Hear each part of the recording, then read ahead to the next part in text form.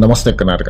ತಮಿಳುನಾಡಿನ ಕರೂರು ಜಿಲ್ಲೆಯ ಒಂದು ಸಾಮಾನ್ಯ ಕುಟುಂಬದಲ್ಲಿ ಜನಿಸಿದ ಯುವಕ ತನ್ನ ಪರಿಶ್ರಮ ಮತ್ತು ಸಂಕಲ್ಪದ ಮೂಲಕ IPS ಅಧಿಕಾರಿಯಾಗಿ ಬೆಳೆದು ಇಂದು ದೇಶದ ರಾಜಕೀಯ ಕ್ಷೇತ್ರದಲ್ಲಿ ಹೊಸ ಅಧ್ಯಾಯ ಬರೆಯಲು ಹೊರಟಿದ್ದಾರೆ.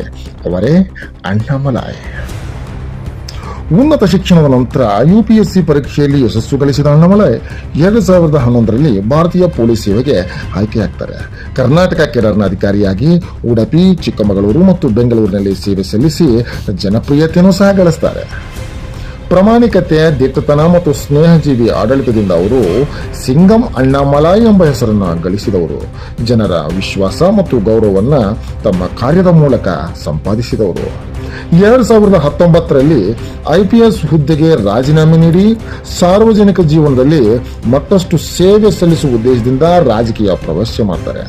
2020ರಲ್ಲಿ ಬಿಜೆಪಿ ಸೇರ್ಪಡೆಯಾಗಿ ಶೀಘ್ರದಲ್ಲಿಯೇ ತಮಿಳುನಾಡು ಬಿಜೆಪಿಯ ಪ್ರಮುಖ ನಾಯಕರಾಗಿ ಹೊರಹೊಮ್ಮುತ್ತಾರೆ.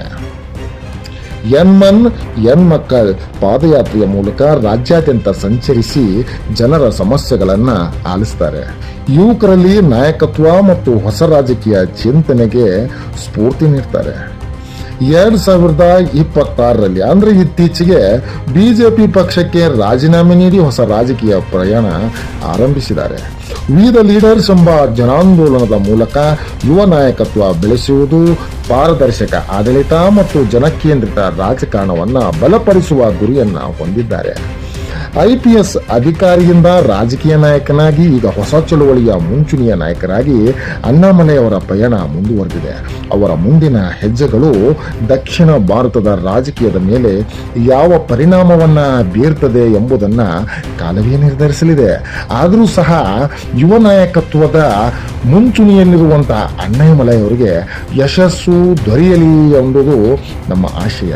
ನಮಸ್ಕಾರ.